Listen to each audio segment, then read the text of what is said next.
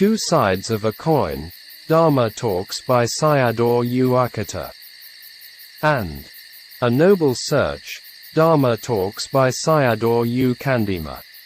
Appendix of Dhamma Talks by Sayadaw Ukkaṭṭha and Sayadaw Candima, Sandima. Here I want to include some teachers' teachings on samadhi and pain related to sitting meditation. It can be a wide subject if includes many teachers. Here is only just for a few to reflect. Whoever is a samatha yanaka yogi or vipassana yanaka yogi, in practice, she has to encounter pain and learn how to deal with it. Actually, pleasure is more harmful than pain. Because sukha vedana is deceitful and people get lost in it, see today's world situations. Dukkha vedana is straightforward and people have the chance to overcome or escape them. How to deal with pain, there is no fixed rule about it. Teachers have their own views, and sometimes they are opposite to each other. For example, one teacher said that in samatha or samadhi practice, when pain occurs while sitting, one cannot change or correct the posture, but in insight, vipassana, practice, one must change or correct it. Another teacher said the opposite. We can develop our meditation only by practice and experiment, not copying from others. We must learn from other teachers and do the experiments they teach with them as well. For most people in the beginning of practice, sitting for a long period is impossible and because of pain can give up meditation very easily. It is better to increase the time period little by little with the practice going on. The best way is making the practice become the way of life, i.e., mindful exercises in daily life. The Mahasi meditation system is good for this. Actually, the Four Noble Truths or dependent co-arising are intertwined with our daily life, and only we don't know about them. Someone has mindfulness in daily life, practicing the Four Noble Truths in accordance with the 12 links of Dhamma process. But for common people they are creating the two truths of dukkha and samudaya in daily life for wandering in samsara on and on. Only by direct practice and experiment can we understand pain and find a way out to overcome them. One of the beneficial ways in daily life practice is using the Dharma, especially the teaching of Paticcasamuppada with contemplation in daily life experiences. There are many Buddhists in Burma to study or listen the teachings of Mogik Sayadawji's talks on Dhamma process and practices, or some of the teachers who taught in his style and system have great benefits. Some people understand it very clearly and using the teachings in their lives change their behaviors and overcome problems and difficulties. I get this information from Ven. Adhikaramzi's talks. He had given a lot of Dhamma lectures in the whole Burma and I met many Buddhists who really changed their lives for the better. It was like the education of the Chinese sages who changed people's lives, who really put into practice in societies. We can change people's life only with wholesome education and noble education. Another key point in understanding of Dhamma teaching is through reflection that we can let go of our egoic views or selfishness, and so temporarily reduce much of the suffering we experience. With the self-view or unwise attention, it'll create or make the problems or suffering greater. With the right view and thinking, sitting meditation becomes easier and good for dealing with pain. If we take pain or view them with self, it becomes more unbearable or increases the mental suffering. We view and contemplate pains or unpleasant feelings as not self, anatta, empty of essence, sunna, and stranger or alien, parajana, and become sati and panna. There were some who didn't know anything about dependent co-origination before and practiced with the wrong view. Even though they were tough, people couldn't bear the pain. After they had the right view and let go of the self and selfishness, they could contemplate pains as separate from the mind and see them as alien. They discerned pains as something in front of them. In one of Mogik Sayadaw's talks on Dukkha Vedana, he said if Dukkha Vedana starts arising, contemplate it as quickly as possible, and it becomes less severe. Actually, pain is not bad as most people think, only we identify it with oneself and fear that it creates a lot of suffering to the mind. A Mahasi teacher, during the samatha practice with pains, aches and tiredness can change and correct the postures. In vipassana practice, you can't change it. Contemplate it with patience and endurance. In this way, you can understand the nature of the khandha. At Tav Ku Meditation Center, in southern Burma, Morn State, at least yogis have to sit for 3 hours. Some elder female yogis could sit for 5 or 6 hours. We also see elder female yogis in Thai forest monasteries on the Uposatha days. They came to the monasteries and practiced for 24 hours even without sleep. Sometimes they sat there for many hours. Therefore, Thae Ingu Sayadaw had said that there were many women in heavens, and more women were attaining Dharma than men. More women than men also listen to Dharma talks and make merits. Where will the men go? Practicing with patience and endurance to overcome Dukkha Vedana. Overcoming Vedana does not mean there is no Vedana. From Dukkha Vedana it changes into Sukha Vedana or Upekkha Vedana. The yogis are not afraid of Dukkha Vedana if knowing its nature. Later, yogis could sit longer and overcame Vedana and learned about them. Thae Ingu Sayadaw said in his talks that it was practicing for dying. Experienced yogis do not fear death when dying. Should not contemplate Dukkha Vedana with the desire of wanting it to go away or disappear. This includes desire, lobha.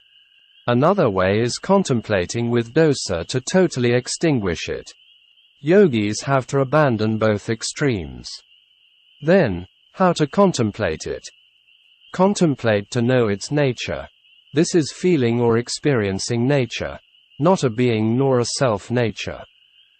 One yogi asked this question. In one book it was mentioned that contemplating Vedana as painful or pain or aching and dying at the moment, one will fall into apayas, i.e., the 4 woeful existences. Therefore, how to contemplate it? Not listening to the Dharma, i.e., Sanata Dharma, Paticcasamuppada Dharma, etc. Not having any knowledge of the Dharma, and dying with only concepts or wrong views and thoughts, one will be oppressed by Dukkha Vedana at the time of death and look at one's body in great pain. This is unwise attention with ditthi and tanha. At that time, there is body pain and mental pain. If you die like this, you will fall into apayas.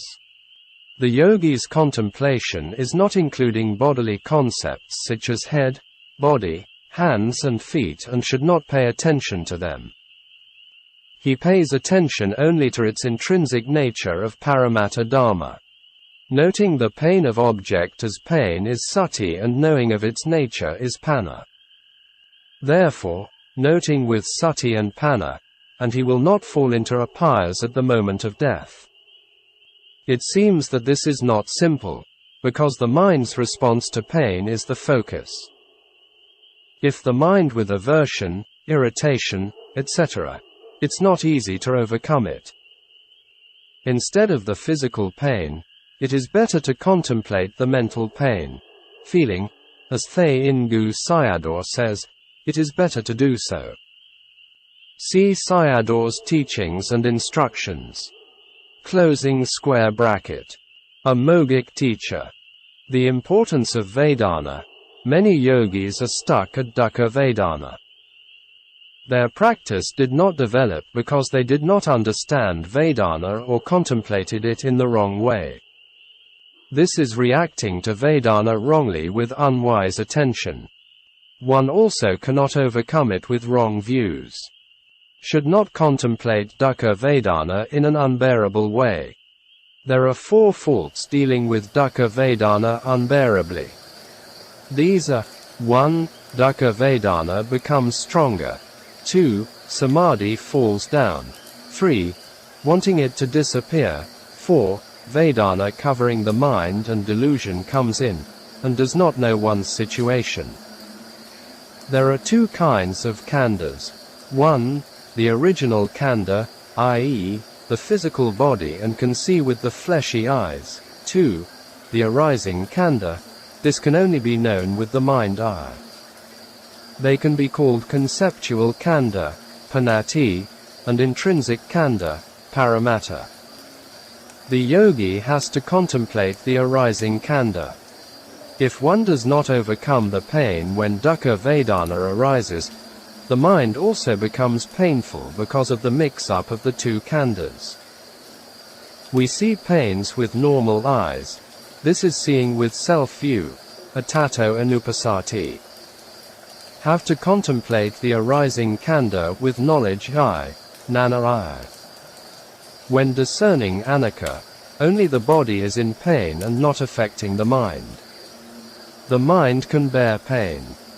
Bhikkhu Sayadaw. 1. If you desire great happiness, you must have patience with small dukkha. With dukkha only you attain great happiness. 2. The main point of sitting for a longer period is to be patient with it. Therefore, during the contemplation, you must be patient with endurance. 3. Don't be afraid of Dukkha Vedana. With patient contemplating of Dukkha Vedana, I will develop mature samadhi quickly and not very long. I will experience strong coolness. In this way, refresh and uplift your mind and contemplate with persistence. After overcoming of Dukkha Vedana, I will encounter happiness. 4. In Dharma practice, you have to practice with patience and don't change the body very often from this side to the other side, like roasting a mok lei pui. Mok lei pui is a kind of Burmese cheap sweet food made with rice flour and sugar in a thin slice. This slice of sweet food has to be roasted on a charcoal stove and has to turn both sides very often, and then it expands. Sayadaw himself is a very good example of patience and endurance with pains in sitting meditation. He taught what he himself had practiced. All Mahasi centers only sit for an hour with walking meditation. At Sayadaw's center, yogis have to sit for at least 3 hours. Ta Tom Min Gun Sayadaw, Mahasi Sayadaw's teacher. Don't make it arise or vanish, but know it arises and vanishes. Making it arises is lobha, or making it vanishes is dosa. Not knowing the arising and vanishing is moha. Contemplate with patience the unbearable and different kinds of Dukkha Vedana until their end without changing the posture. At that time, you should not relax your noting or contemplating. Giving up your khandha and life for changing with Dharma, and with persistence and courage you have to note or contemplate them. Only you discern dukkha sakha that you will see the path of extinction of dukkha. Kilesa has the nature of burning like fire. Because of this burning kilesa that suffering, dukkha, arises, and we experience Dukkha Vedana. At the time of battling with kilesa enemies which are testing the yogi's courage and persistence of effort. Vipassana practice is long-term practice. Our age, era, is also Naya period or Naya Pagala. In our time most people take some time to practice for realization of Dharma, and need a lot of effort. So the main point is contemplating the vanishing of mind and body, form. To contemplate all the time is the duty of yogis. Only with continuous contemplation knowledge, jnana, develops to the top, and when encounter a suitable situation, it will arise instantly. Thae garing tang Thae and Sayadaw Ukkaṭṭha, 1858–1919. Before the dangers of sickness and death come first practicing the Dharma. If you fear the great sufferings of apayas, woeful existences, and try to be patient with small sufferings. If you desire the great happiness of Nibbana and try to abandon small happiness. On Samadhi. Here I include on Samadhi by two teachers, a Thai forest Ajahn and a Chinese Chan, Zen, master. These are only in gist. If people are interested in their teachings, they can search on the internet. The Thai Ajahn was Luang Por Tate Dasaramzi, a senior disciple of Luang Por Mun. There was an autobiography by him and translated into English as An Autobiography of a Forest Monk. The Chinese Chan master was Master Xuan Hua, City of 10,000 Buddhas. There was a biography about his early life in mainland China and Hong Kong, compiled and written by his Western disciples in 2 volumes. On Samadhi by Luang Por Tate is taken from a small booklet called Buddho, translated by Ajahn Thanissaro, Buddho Mantra Meditation. The Buddho mantra is quite well known in the Thai forest tradition and is used by many famous Ajahns, e.g., Ajahn Mun. Once, when he was living in a forest in northern Thailand, he taught some hill tribesmen to recite it, and achieved good results. Using it with breath meditation, anapana, is also very good. Its meaning also reminds us that we must always be awake. So it is a good meditation object that combines the Buddhist mantra Buddho with the breath in daily life. Also, it is very easy to practice by all, even for children. In Chinese Mahayana tradition, the mantra Ami to Pho or Amitabha is quite a common practice. They have many records on Chinese practices from a long time ago. One of the Chinese monks who became adept in Amitabha mantra was Guangqing Old Monk. He was quite skilled in samadhi and could stay in samadhi for many days. At the age of 95, one day he was sitting on a cane chair and said to his monks and nuns as follows: "No coming and no going. No more business," and closed his eyes in samadhi and passed away very peacefully. No one knows the time of his death, because he was used to sitting in samadhi like we Bhikkhu Sayadaw. There are many similarities between them. Both of them were sitta practices for their whole life, very few words and quiet, adept in samadhi, attained psychic ability, etc. Bhikkhu Sayadaw's practice was also very simple with anapana in all postures. One Dharma, Echo Dharmo. Once Sariputta asked a female wanderer a simple question: "What is the one Dharma to Nibbana?"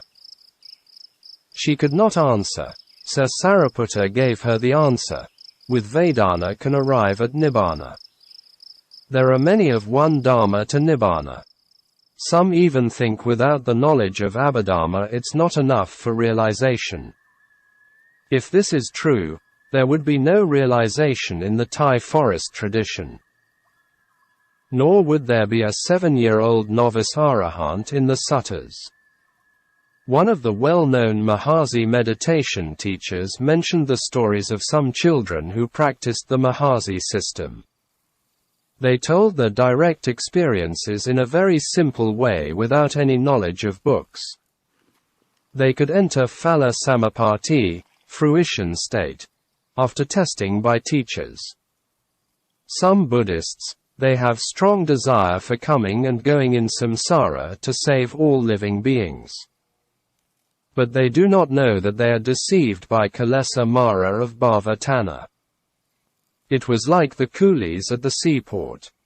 They are carrying heavy rice bags coming and going for sensual pleasures. They prefer to carry more and more rice bags on their backs than put it down.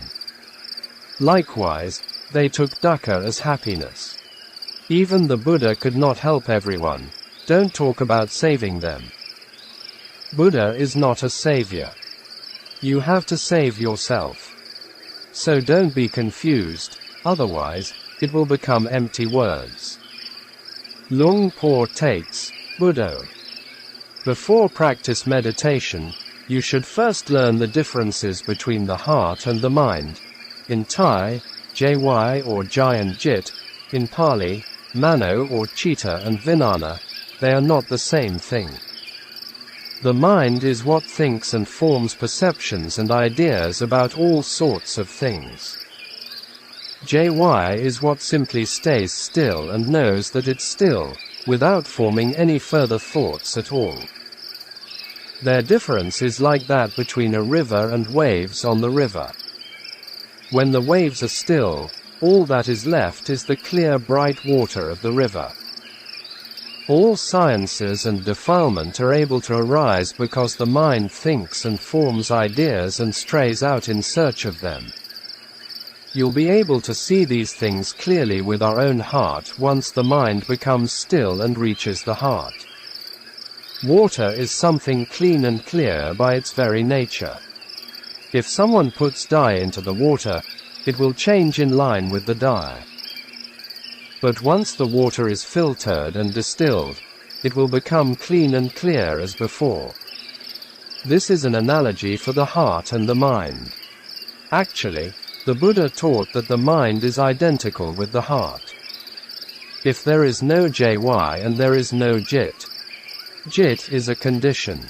The heart itself has no condition. In meditation practice, no matter what the teacher or method, if it's corrected, it will have penetrated into JY. When you reach the JY, you'll see all your defilement, because the mind gathers all defilements into itself. If you don't understand the relationship between JY and jit, you don't know where or how to practice concentration. Every man or animal has a JY and jit, they have different duties. Jit thinks, wanders and forms ideas of all sorts, in line with where the defilements lead it. As for the JY, it's simply what knows. It doesn't form any ideas at all. It's neutral in the middle with regard to everything. The awareness which is neutral. That is the JY. JY doesn't have a body. It's a mental phenomenon. It's simply awareness. You can place it anywhere at all. It doesn't lie inside or outside the body. If you want to understand what the JY is, you can try an experiment. Breathe deeply and hold your breath for a moment. At that point, there won't be anything at all, except for one thing, the neutral awareness. That is JY or what know. Lung Por Tate talked about jit and JY. This is from a talk given by Ajahn Jayasaro. By JY, he means the sense of equanimity, the clarity of knowing. Jit refers to thinking, feeling, perceiving. This is his way of talking. He gave a very simple means of understanding what he is talking about. He gave a very simple means of understanding what he is talking about. He says to hold your breath for a few moments. Your thinking stops. That is JY. Start breathing again, and as the thinking reappears, that is jit. And he talks about getting more and more in contact with JY, and as the mind becomes calm in meditation. He doesn't talk about samadhi nimitta or a mental counterpart to the breath.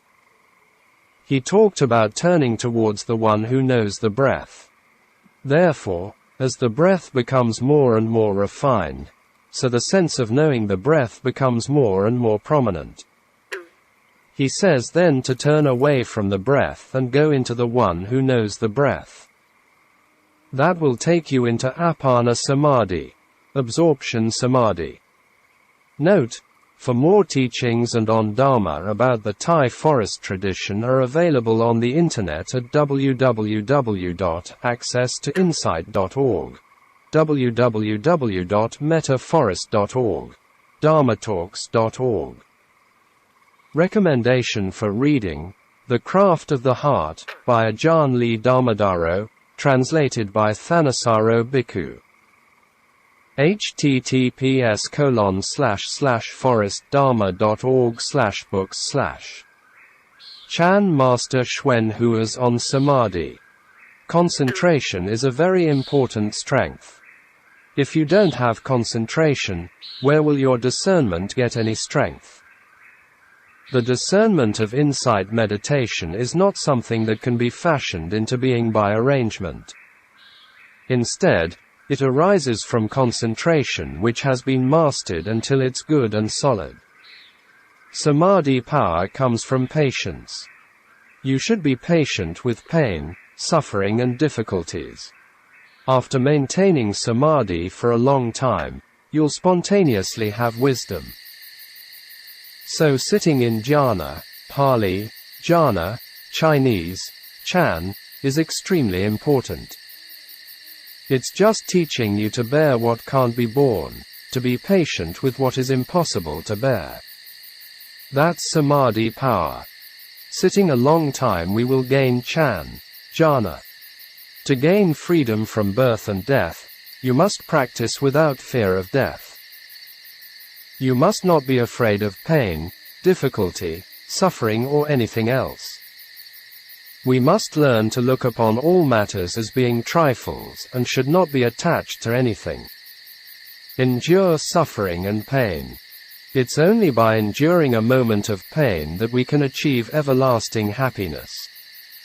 All of you should be courageous and vigorous and cultivate diligently. In this way, you'll be able to overcome all obstacles. Truly recognize your own faults. And don't discuss the faults of others.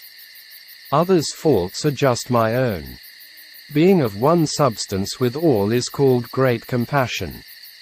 In the Theravada view, being of one substance with all means all beings are samsaric dukkha travelers in round of existence.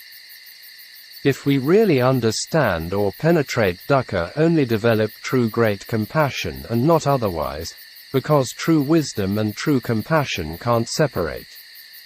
Some explanations on the practice. Here I want to clarify 2 points mentioned in Sayadaw U Candima's talks. These are Mahapalanka, in Burmese, Mahapalan, and the 3 levels of samadhi, bhavangas, or the 3 stages of purification of the mind, or 3 bhavangas. U Candima's usage of Mahapalan means full lotus posture meditation. Actually, full lotus is a yoga posture. Therefore, I translate it as diamond meditation. Here, the 3 levels of samadhi, or 3 bhavangas, is more important. Without these 3 stages of samadhi, full insight is impossible. See his bio talk. The first bhavanga refers to the first jhana. The second bhavanga refers to the second and third jhanas. The third bhavanga refers to the fourth jhana. To understand them clearer, I recommend the readers to read his book, Theravada Meditation Art and Methodology, on www.amazon.com, ebook. Another important sutta in his practice is Minnesota 148, Chachaka Sutta, the 6 sets of 6, Majjhima Nikaya. The 6 sets of 6 are 1. The 6 internal bases, Ayatana. 2. The 6 external bases, Ayatana. 3. The 6 consciousness, Vijnana. 4. The 6 contact, phassa. 5. The 6 feelings, vedana. 6. The 6 cravings, tanha. A yogi must know these 6 sets of 6 directly in the practice. If not, the practice is still not right yet. See his bio talk. But the Bhikkhu Sayadaw and his way of practices are not the same. Candima himself mentioned this point in his talk. There can be many ways of practice to realize Dharma.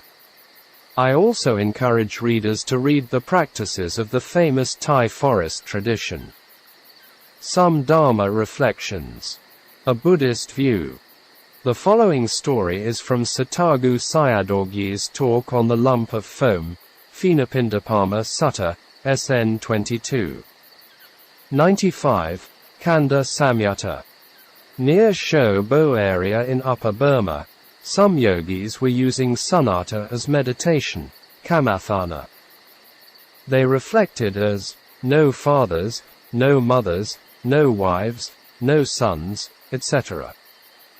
To all external objects with concepts and their body shape and form disappeared. For example, the head of the body disappeared, the lower part disappeared, and then they thought if we continued to contemplate it could be wholly disappeared without me. They became frightened and afraid. Sayadaw's story ended here. My reflection, the Sunnata Vada, doctrine of emptiness, of some Buddhists also might be like this. They thought, I don't want to be disappeared, so they were scratching their heads and thinking of ways to solve the problem. Therefore, a popular view of Buddhism arose. This was coming and going to save everyone in samsara until it was empty. The problem is that coming and going again and again are endless and feeding craving for becoming, bhavatana. Tanha never has contentment, it's always in discontent and asking for more and more. As a ditthi character, they have eternalism, sasata. They are difficult to help and liberate, and playing hide-and-seek games in samsara hide away from the Buddha and noble disciples. Why did Buddha Dharma disappear in India? Some years ago, I read an article by the Indian writer Rahula Samkika on why Buddhism disappeared on Indian soil. It was in the Mahabodhi Journal No. 81, September, 1973 issue. Sankrityayan, R. 1973, The Rise and the Decline of Buddhism in India, Mahabodhi Journal, Calcutta, Volume 81, pp. 328 to 349. Here I don't want to mention anything the writer had said in it. I am quite sure there is already research, books, articles and essays on this subject. This thing is also mentioned by the Buddha in some suttas. Buddhist monks are the protectors of the Dharma, and if they keep the original teachings, do not change or add to them, and put them into practice, it will last much longer. There are 2 sasanas, the internal and the external. The internal sasana is to put the Dharma into practice and become one's own. The external sasana is the records of the true Dharma in accordance with what the Buddha had really taught without changing and adding. Both sasanas are important, but the most important of the 2 is internal sasana. Both of these sasanas are now still available. So we should not miss this chance. Combining all the Buddhist traditions, there are 2 ways for practice. The Noble Eightfold Path, which the Buddha taught, and the Bodhisattva ideal by later monks. For these 2 teachings and practices, an analogy is appeared to me as follows. In the middle of the ocean, a ship was wrecked with people on it. After some time, another ship with a captain and sailors came to rescue these people who were struggling and swimming in the dangerous water with sharks and harmful sea creatures. Not all the shipwrecked people wanted to climb on the ship. Some refused to go with it, and the captain asked them what was the reason. They answered, "We don't need your help. We'll find our own way to cross the ocean and reach the other shore." So instead of going with the ship, they left behind in the dangerous water. The people who followed the rescue boat reached the other side and were safe forever. I don't know what happened to the people who were struggling in the dangerous sea. The analogies in this story are the captain and the sailors, the Buddha and his noble disciples. A wrecked ship in the middle of the ocean, samsara bound with dukkha. The people were rescued by the captain and sailors, Theravada Buddhists. The people refusing to go with the captain, other Buddhists. The rescued ship, the Noble Eightfold Path. To cross over the ocean to the other shore by swimming, the 6 Paramitas. The rescue ship arrived at the other shore in safety forever, free from dukkha forever, nibbana. There is a big question that arises. What happened to the people leaving behind who were very stubborn with tanha, mana and ditthi by swimming to cross over the sea? Maybe they were sunk to the bottom of the sea forever, who knows? Why? Future is uncertain or not sure. The past is a memory, the future is unknown, now is the knowing. A wrecked ship, dana, sila, samatha practices without right views. Sometimes it's amazing to know people, even they don't have common sense. If people have common sense, the situations and their lives can get better. It's even better if people have wisdom. We don't appreciate or understand dukkha that we cling to the self-view, sensual pleasures and becoming, bhava tanha, coming and going forever, like a dog clung to its dry bone. We don't need Western philosophers to teach us what dukkha is. I don't know how many of them, in the past, became, are or will become Buddhists. Maybe they can teach you how to become a hedonist and hedonism. Today, world situations confirm this point. To see, to understand, to penetrate dukkha, the sutta teachings are enough. Actually, we are always living and experiencing these 2 noble truths, the cause and result, samudaya and dukkha, all the time. If we have sati and panna, mindfulness, observation and reflection will experience the 4 noble truths. Instead, we're like blind people have eyes but can't see. It was also like living with our minds all the time and never separated, but we don't know about it. Also, the 4 meanings of dukkha are close to us in daily life. These are oppressive, conditioned, burning and afflicting, pilanatta, sankatata, santapata, viparinamatha. Here oppressive means, mind and form oppress, torture and torment the owner who attaches them.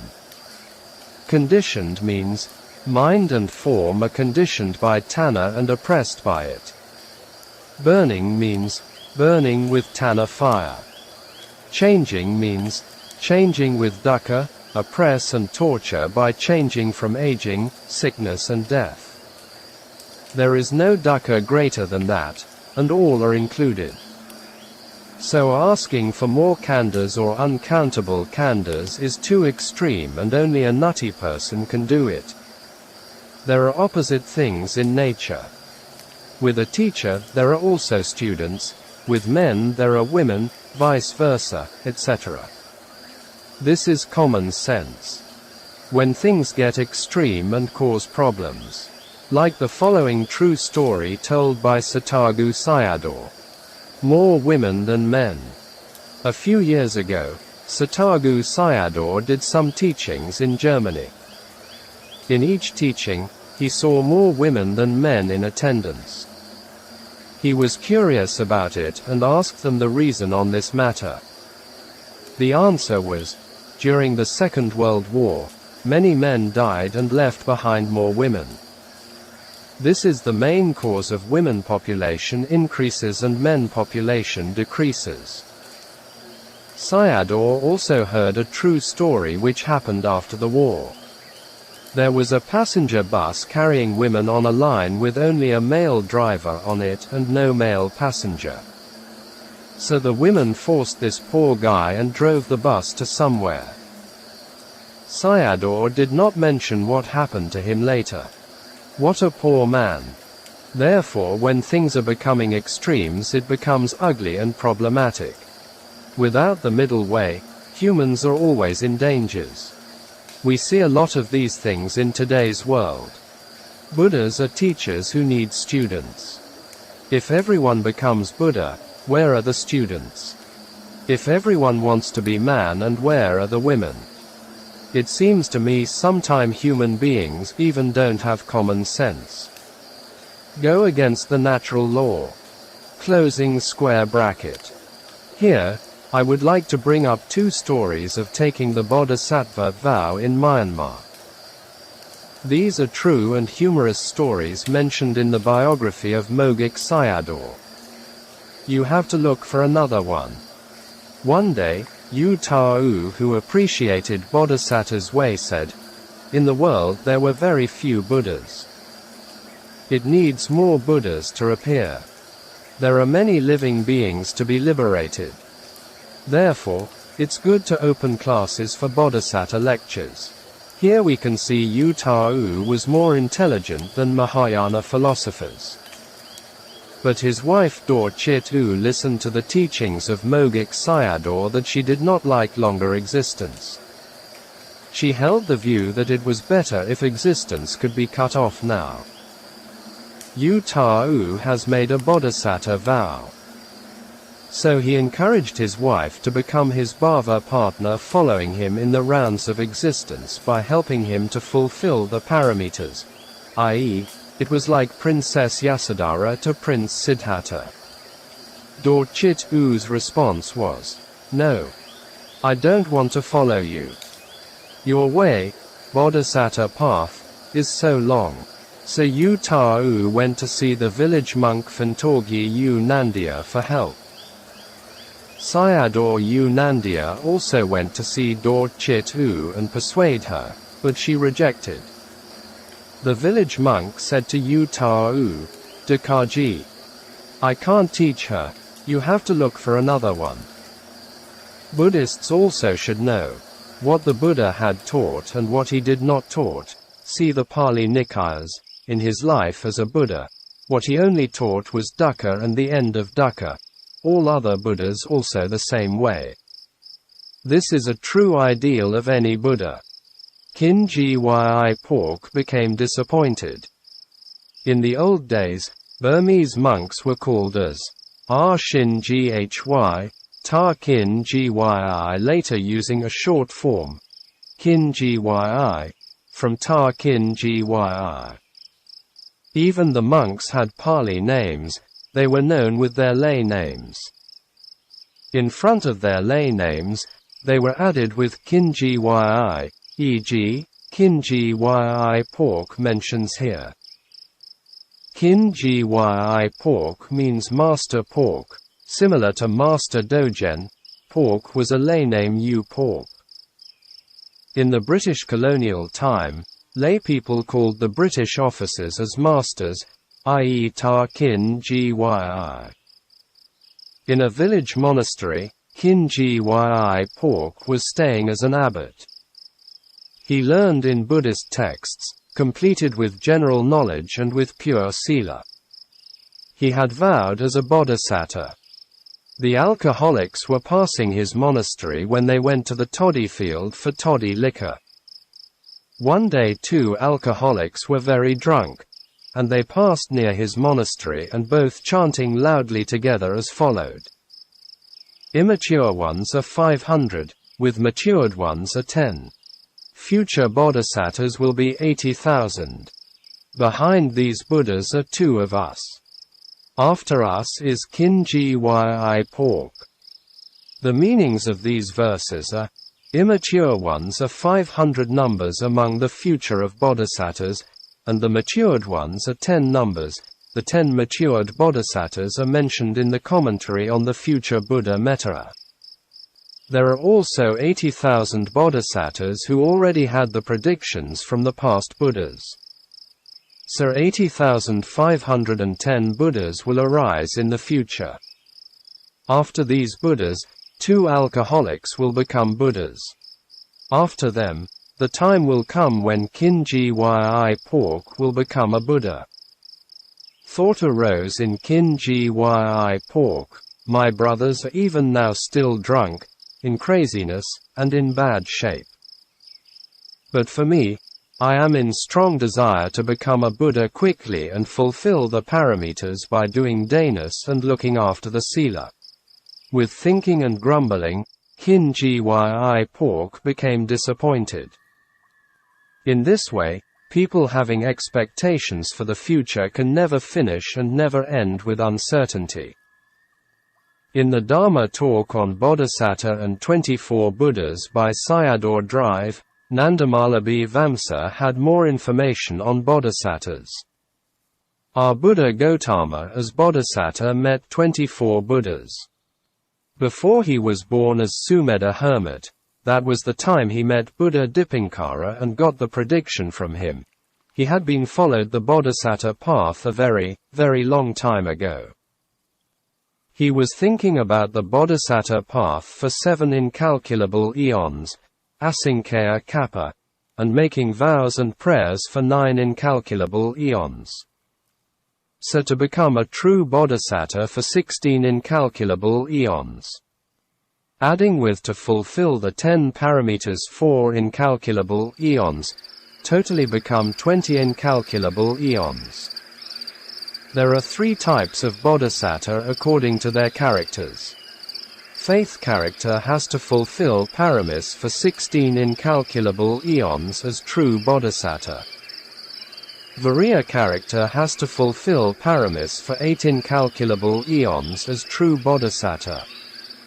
Wisdom character has to fulfill paramis for 4 incalculable eons as true bodhisattva. 1 incalculable eon is equal to 10,140, adding 140 zeros behind 1. Some Buddhists think bodhisattvas are staying in some Buddha lands and heavenly paradises, coming and going to save beings. Jataka stories on bodhisattva were the opposite. A bodhisattva still could fall into woeful existences, apayabhum, because of Sakaya Ditthi. How can a bodhisattva fulfills his 10 paramis by staying only in heavens and Buddha lands? Human IQ could be divided into 5 kinds. This is my reflection: fool, intelligent, intelligent fool, wise and intelligent wise. Who are the intelligent fools? With the modern world, many can be mentioned. For example, some politicians, some leaders, some economists, some businessmen, some scientists and some technologists, e.g., misuse of AI technology. Why are these people intelligent fools? They misuse their intelligence harmful to societies and nature. The wise and intelligent wise are the ancient sages and Buddha with noble disciples. If we follow the wise and intelligent wise, we'll never go wrong, otherwise in great disasters. In the Bhaddhakarata Sutta, Majjhima Nikaya, Sutta number 131, the Buddha taught as followed, translation by Ajahn Thanissaro. You shouldn't chase after the past, or place expectations on the future. What is past is left behind. The future is as yet unreached. Whatever quality is present, you clearly see right there. Right there. Not taken in. Unshaken. That's how you develop the heart. Ardently doing your duty today. For, who knows? Tomorrow, death may come. There is no bargaining with death and his mighty horde. Whoever lives thus ardently, relentlessly, both day and night, has truly had an auspicious day. So says the peaceful sage. This is what every Buddhist should follow. Sabbi Satta Sukhita Hontu.